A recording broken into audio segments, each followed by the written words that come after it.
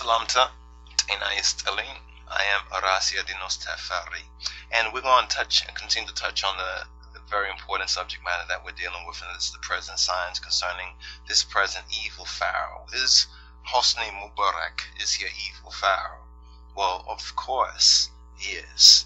You understand, it's very obvious, seeing that the last indigenous or one who had the native blood, you understand, the last pharaoh of native blood, or the last ruler, more correctly, Nisut, you understand, some would say Sultan, you understand, of native blood, was Anwar Sadat, you understand, who was assassinated in a military coup. Now, there are racial and ethnic dimensions. For example, Egypt originally was an African, a black African country.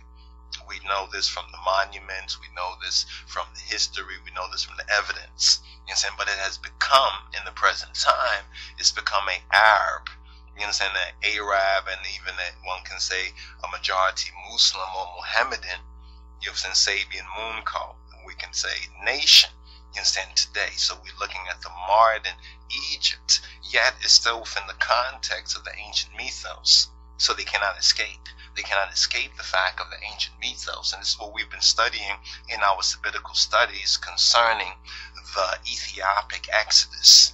And now we're in the 6th sabbatical week of the Ethiopic Exodus studies. We're at the 18th sabbatical studies and readings, which is called a Mishpatim, which in the Hebrew means judgments, the judgments. So we're seeing certain judgments. What's also very interesting is that this present pharaoh, you understand, or pharaoh Mubarak, he has reigned for how long?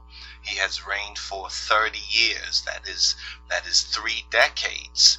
The news tells us that this might well be the first revolution in Egypt in 7,000 years. Now that's a significant number as well. You understand, first revolution in Egypt in 7,000 years. So the story of the earth being 6,000 years old cannot be true, and of course it's not, because that's what the counterfeit Christians or the Satanists and the religionists have given, you understand, to deceive the world and to deceive the people in this spiritual Egypt. You understand? So there's the global dimension to the spiritual Egypt, and what I would like to recall your minds to are the plagues. The plagues, according to the mythos, according to type, not according to counterfeit misinterpretation. Make a note of that. So when we're referring to these 10 types of plagues that befell ancient Egypt, we understand that it's according to the mythos or the mishtir. But there is there's a manifestation of this, because prophecy is not to interpret history, but it's actually to change history according to the interpretation and the manifestation, according to the faith, you understand, that's not dead, not the dead faith, but the living, you understand, the living faith. That means acting, you understand, acting in concert and in tune with one's exception, you understand, or accepting of the truth of reality, you understand, from one's perspective, you understand. And it just so happens that many of the true and sincere children of God, and those who seek to do the good, and who seek the good, who are not evil by their core nature, have been deceived, hoodwinked, and bamboozled by the Satanists and by the religionists and by the collaborators in this spiritual warfare and in this spiritual Egypt that we're in. Now, the third seal, what's interesting in the book of Revelation chapter 6, there's the third seal, and the third seal that we've discussed in another lecture on this present subject matter concerns the black horse.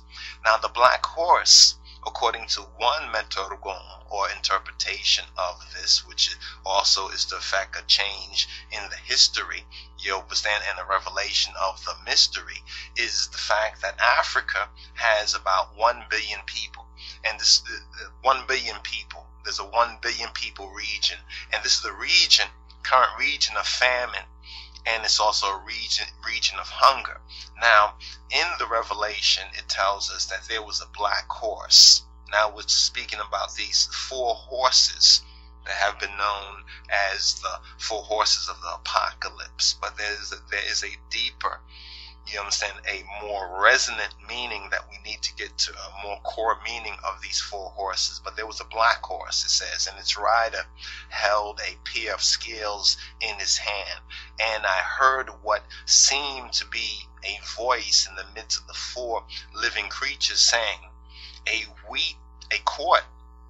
quart of wheat for a day's pay. A quart of wheat for a day's pay, a denarius, and 3 quarts of barley for a day's pay. But do not damage the olive oil.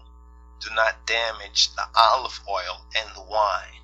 Now, what is the significance of this with the manifestation and revelations that we have been witnessing in the present time?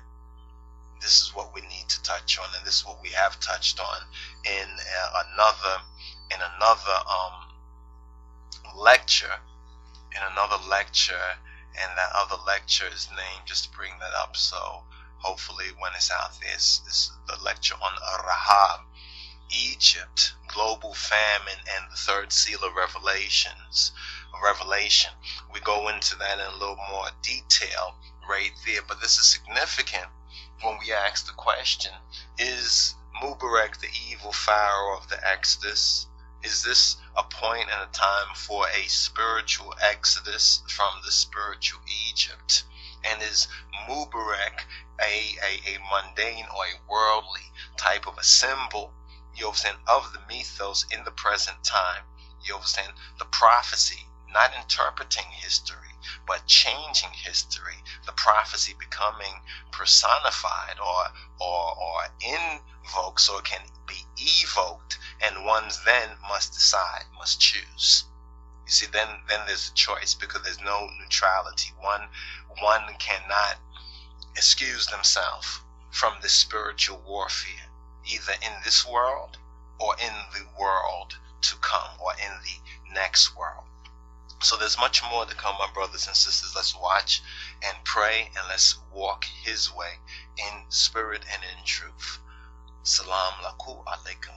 Mislam and Fesika. Shalom.